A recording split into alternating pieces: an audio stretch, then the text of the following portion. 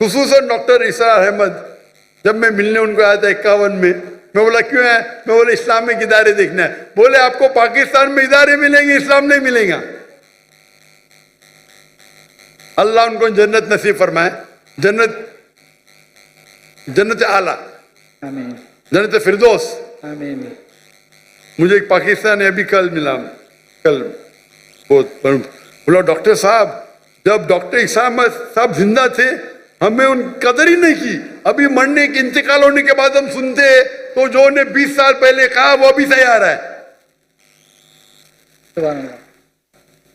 पाकिस्तान के बारे में तो छोड़ो, हिंदुस्तान के बारे में डॉक्टर इसरार अहमद कहते थे बीजेपी 2 सीट है, वो हिंदुस्तान को रूल करेंगे। क्या कौन सोच भी नहीं सकता था ख्वाब में। ये डॉक्टर इसरार अहमद साहब की दूर अंदेशी है, फॉर साइटेडनेस। जब बीजेपी की 2 सीट थे उस टाइम कहा कि बीजेपी हिंदुस्तान को रूल करेंगी। उनको हिस्ट्री के ऊपर महारत थी। तो ये कहना कि क्या उलमा नाकामयाब थे, मैं ये कहूंगा कि अफसोस की बात है उनको सुनने वाले ने उनकी इज्जत नहीं की। उस वक्त मैं हिंदुस्तान से मिलने आया डॉक्टर इसरार अहमद साहब को और उनकी सारी कसरें ली, और उस वक्त भी मुझे 3 चीज करते डॉक्टर इसरार अहमद साहब। एक होता है कि तफसीर कुरान, तर्जुमा कुरान पढ़ते थे, कुरान को दावत को फैलाते थे। दूसरा इस्लाह करते थे, शिर्क, अक़साम शिर्क, राह निजात, कई तकरीर। और तीसरा उनका था पॉलिटिक्स। और मुझे पॉलिटिक्स से ज्यादा शौक नहीं है। अभी हिजरत करने के बाद शौक हो गया, क्या मैं कोशिश कर रहा हूं मैं दावती काम करूं पॉलिटिशियन के साथ। अल्लाह ने मौका दिया।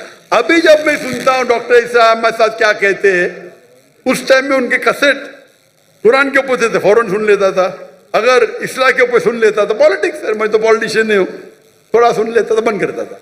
अभी मैं सुनता हूं तो उनकी दूरअंदेशी, फॉर साइटेडनेस इतना है कि 95 में कहा जो हिंदुस्तान में 20 साल बाद होगा।